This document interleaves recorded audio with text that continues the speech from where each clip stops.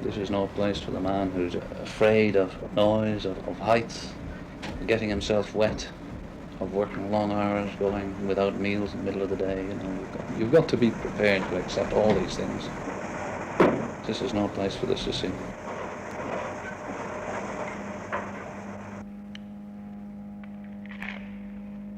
This is the 23rd Sunday after Pentecost. Let us pray for the deceased of both world wars, for all the souls in purgatory, the continuation of fine weather, and against accidents. We build power stations, we build factories, we build houses for the benefit of fellow man. That is excellent. But we must not forget that man too has a spiritual life. We must not bottle up that spiritual power within us, but we must allow it to burst into flames so that all men may come to the knowledge and the love of Almighty God. Amen.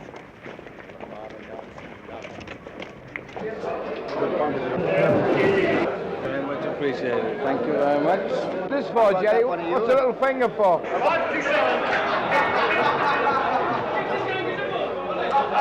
miss the river Shannon and the boats at Skibbereen, the moorland and the heather with their 40 shades of green. But most of all I miss a girl in Tipperary town, and most of all I miss her lips as soft as eider down.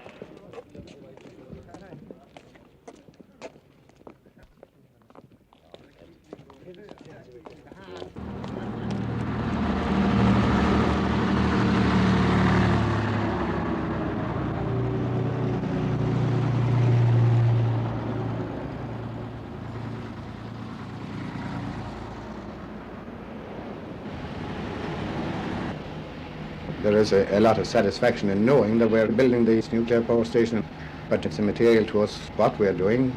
It's a job to be done.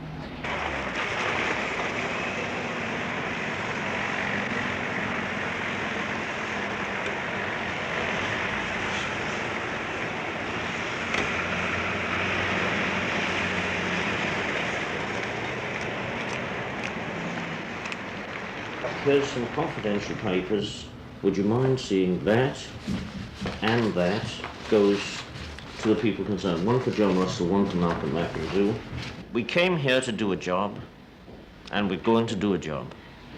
We're going to do a good job, we're going to do it on time, and if necessary, we're going to have to break down unnecessary obstacles.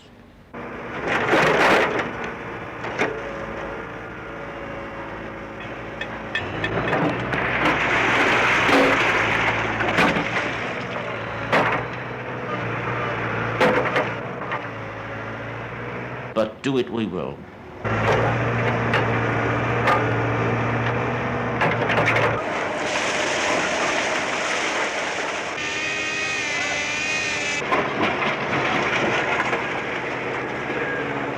We push the responsibility for work as far down the scale as we can, right down to our younger men and our younger foremen. The responsibility to get on with the job and to do it in a reasonable way is theirs.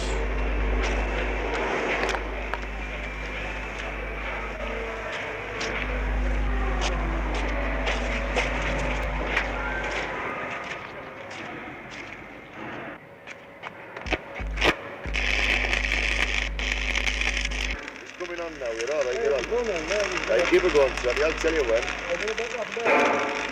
Right, stop getting straight up. Turn the right and smile. Right.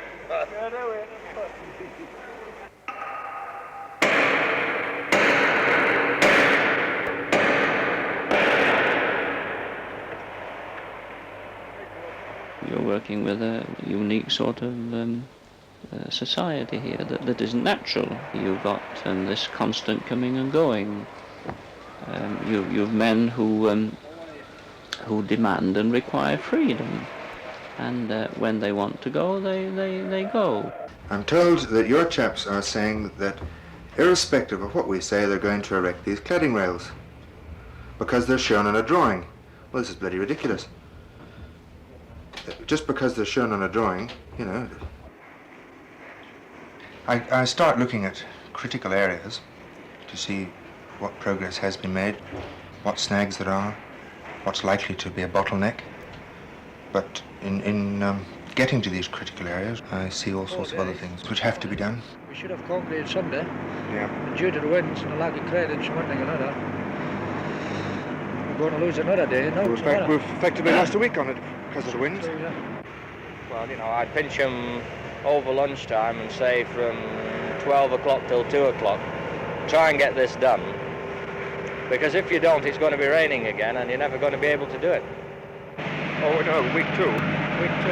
If it's here by week 2, we might get it in. But there's nothing on this side, George. Not at the moment. Why can't they put a scaffold up on this side? But they've only got one rig here. Well, they'd have to transfer the bloody thing over to this side rather than sit in their back sides all day. I think, Mr. Chairman, it's a case of where ignorance is profit, it's folly to be wise. Is there any specific item in the reactor building that you want to highlight? Well, the equipment building's dropped half a week. Are you satisfied with the rate of progress on the 400 kV? Just about. Yeah. Because? Because somebody can't agree on a bloody thickness. You know, whether it's 3.2 millimetres or 3.5 millimetres. It's working hand to mouth at the moment, I agree.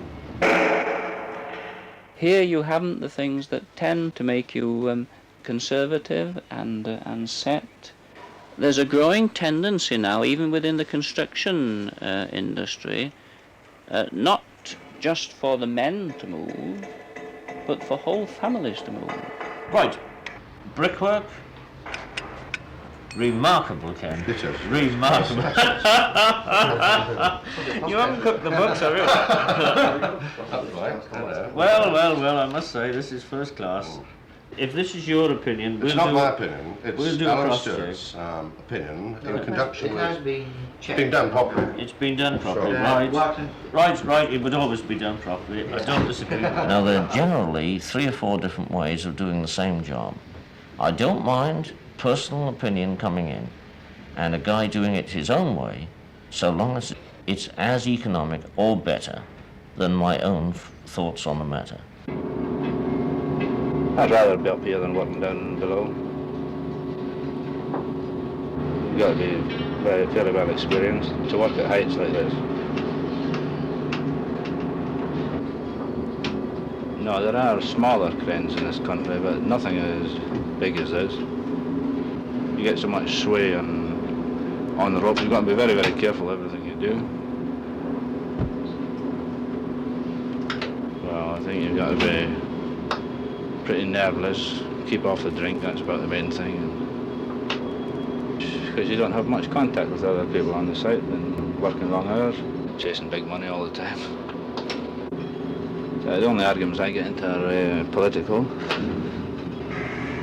there's a lot of red-hot Labour supporters in this job, naturally. I naturally support Conservatives. Little spare capital and started investing. First share I ever bought was BP. Well, I've holdings in 8 companies just now. Consolidated Goldfields, Ever Ready, Granada, Town and City Properties, Muirhead and Company, Bishopgate Property, and Property Selection Trust. Well, we've only tackled a few of them. They're deciding to stand on their dignity and say, well, the union's no use to them. They've got on quite well without it, and they intend to do the same. Well, we've never had to use the heavy fist on anybody, you know. We've always approached them in a reasonable manner. I don't think anybody can deny that. No, they've had the chance, I mean, they've been told and one thing or another. As I've said before, the accident rate in this industry is fantastic. And for any man to come into this country and not avail himself of any trade union protection, he's been ridiculous, not only to himself, but to his family. Just the same as walking on the ground. You get used to it. In fact, I prefer walking up top any time to walking on the ground. And I think most directors do, you know. You feel a confidence, like, you know, you gain amongst one another. You more or less feel like you're all right, you know, as you walk along. But you're a bit frightened, anybody is, you know, when you're first down. Especially if you're on a high job, when you see the seagulls flying under you, the birds flying 100 foot down below. Like. Oh, yeah, I'm a bit nervous at first, like, especially if you're coming in bad with a beer. They're a bit dodgy then, like. It's a big responsibility sending somebody up because you slip. I mean, if it's wet at all, you can slip easy. You see on wet steel. In winter time, being very cold, wind, you lean against it, then it stops and you're leaning against nothing. From a safety point of view, the record is very good, you know. The biggest single complaint we had wasn't actually with Woodrow's at all, or with their negligence, was the fact that fellas left timber with nails in. Well, we had a meeting a fortnight ago with the carpenters, and this came on the agenda, like, and it was pointed out to them that in some cases they were standing on their own nails, you know. There's a lot of complaints about the food provided. It's not that it's very, very bad, the food, is that there's not a large quantity of it for the working man anyway. It's the way it's cooked and served up, I think. It'd make a decent chef weep. That's a fact. And then again, while you're having a meal, there's people coming around picking the waste up. This puts you off your meal straight away, doesn't it? There's no entertainment, and the firm don't go anyway to providing any sort of things to do after work, which we think they ought to do. 3 and 7, 37. I mean, they used to run a bus once a fortnight into Bangor. Top of the house, 90. On the non-working weekend. All the 5s, 55. I mean, this just isn't, you know, reasonable to expect blokes to spend a year or two in a camp and with nowhere to go bar the beer bar or to the... House call is 76. Before the station was started, we had a meeting in this office. We had 10 clergymen present, taken from all denominations, and we carefully considered what form the churches should take. They do a considerable amount in moral welfare. You have heard it said, and quite often, I'm only a working man. That to me is a detestable expression.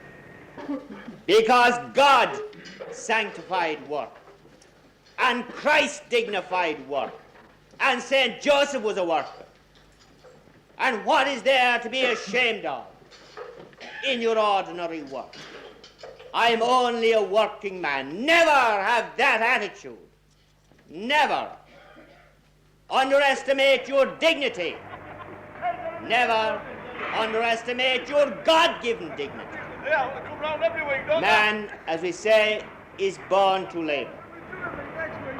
No matter who or what we are, work is going to take up the greater part of the lives of most of us. And it is on our work that God will judge and reward us.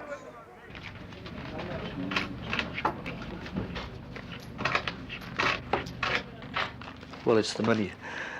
That's the only thing. As long as the money's right, we'll do anything like. That's about it. Basic problem here is money, you know. They're getting it. When we argue with him over this, all he does is pull his wage sheets out and they say, well, look, 27% of my wage bill is bonus, which is nearly a third. And as far as he's concerned, that's over the site. He's quite happy. But when we argue about it, we're arguing about individual cases, which, in the absence of any real argument from the field, all we're doing is prodding him all the time. And I'd like to hear the point made on item 1, carpenter's bonus. Well, they reckon that they could do more work than they've been given to do. If? Cranage. Well, no, cranage doesn't come into there. No, it's the supply of materials. Supply of materials. Yeah. But this is manufactured materials, not... This company, like, got everything well thought out before you start, you know. Your areas of discussion are very narrow. Yes, well, I'd rather you opened on this because I think on the whole that our terms are reasonable. You list the general amenities of the island and the wonderful place we're working, and you go on to state the price of meals. Yes. Now, it states 2 and 6 a meal for some meals, but generally speaking, a meal does not just include the main dish. You've got a fair idea how far you're going to get with them before you start, because the whole process has gone in before on other contracts, and the answer's there, you know. Now, do you want me to increase this by a tanner per meal or threepence per meal to what's going to satisfy you people? I don't know, what do these fellas have? How many cups of tea do they have a day? Some of them have 14, don't they? Yeah, but we're talking about the lunches. 14 cups of tea a day. What the average meal There's a fella here lives on bread and jam. Well, the average meal is How can you work out? I might be looking for more than what I should expect, you know. I think this applies to the 5 of us, that we might set our sights high. Unfortunately, what we get is determined by what the management are prepared to come across with, what they consider fair, and if the blokes accepted it, that's it, you know. But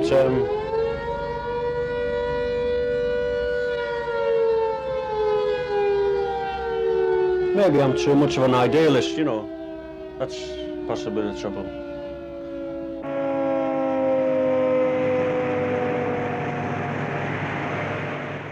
A crane driver has to be calm.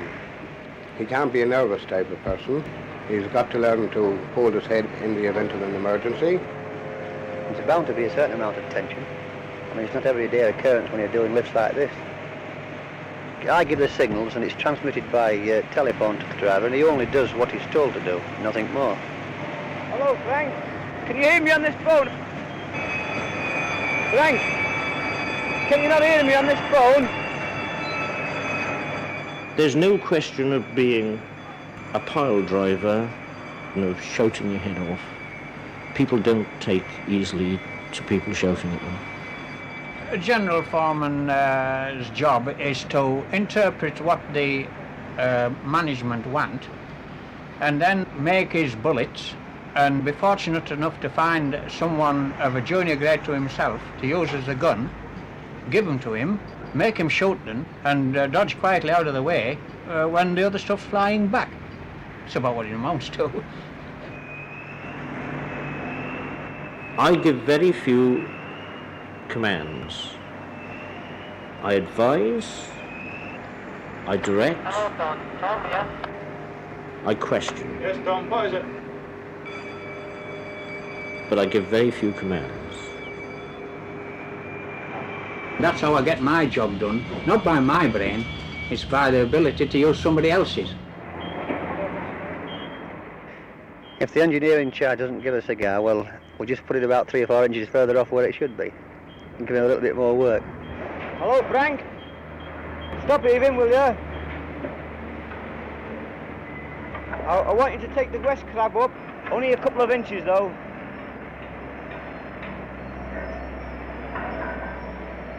Hold up, Frank. Hold it, Frank. Frank.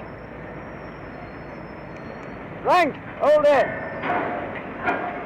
Oh, you must work as a team, otherwise you're bad at it. Well, what appeals to me is what we're all different kinds. Welshmen, Scotchmen, Englishmen, Irishmen, and all what we have, you know. That appeals to me. I like the variety. Oh, some bad lads, sure, you get them everywhere, don't you? Well, it's a hard game. You pick your own mates out, you see. And after a couple of days with them, you know exactly what they are. I mean, with this kind of fellas that work with one another here, well, they're good fellas. And they'll give you anything, and you'll give them anything, you see. And you can really find a man out in very short time, what he's like, and that's it. If he's in with you, he's in. I mean, anybody selfish in the camp of all place, I mean, you wouldn't last 5 minutes there if all you thought of was yourself. Of course, they're all travelling men. You get a lot of the corners knocked off you. Sort of mix in no matter where you go. We judge a man as we find him. We're not interested in their age. We're not interested in anything else other than what they can do. Right, that'll do now. You can start levelling now from the other end, okay?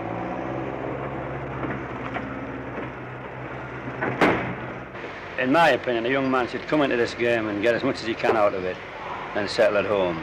That's what I always promised myself, but I haven't got round to it yet, you know. Scoot it over. Come on, fetch it forward now. Come on. Come on, steady.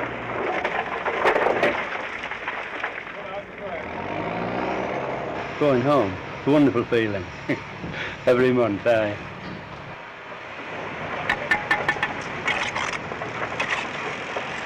If you've got a good wife and she keeps telling the kids about their dad and what have you, that it doesn't become such a major problem.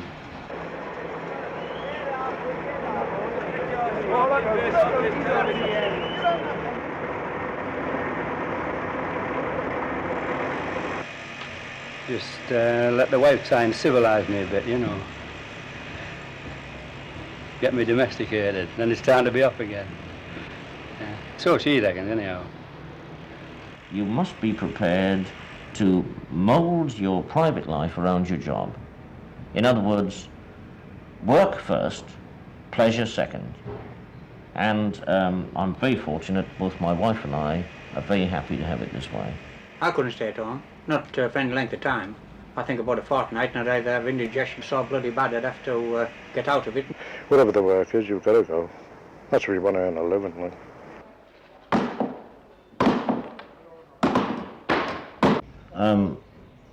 I've been engaged on power stations now without a stop for the last 12 years, and I think I'd like to build, if I had the chance, I'd like to try something more moral value.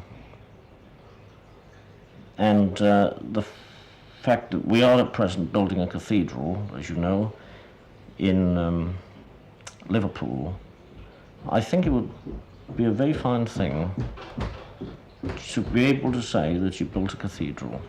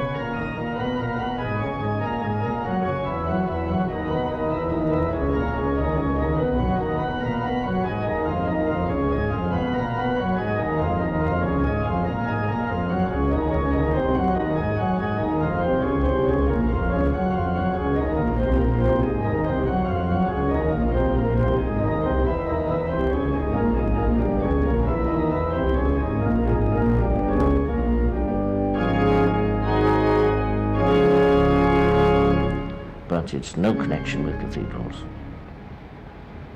I'm a religious man. I wouldn't like to connect this with a cathedral.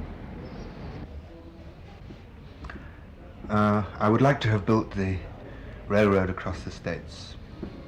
For ornithology, particularly ornamental pheasants, and I would like to start breeding ornamental pheasants. Just be happy, that's all. Enjoy myself. Most things are nice to build. Most useful things. The satisfaction is the freedom of a life, you know. I don't like enclosed in a factory. Because when Wylfa's completed, it will also, in a sense, be obsolete. You see, there are designs now for new types of nuclear power station, which by comparison will put Wylfa into a dinosaur class. And Wylfa is the most powerful and advanced station of its type in the world. You know, it'll serve its purpose. It's just the speed at which all modern technology advances. But it's a bit sad, really.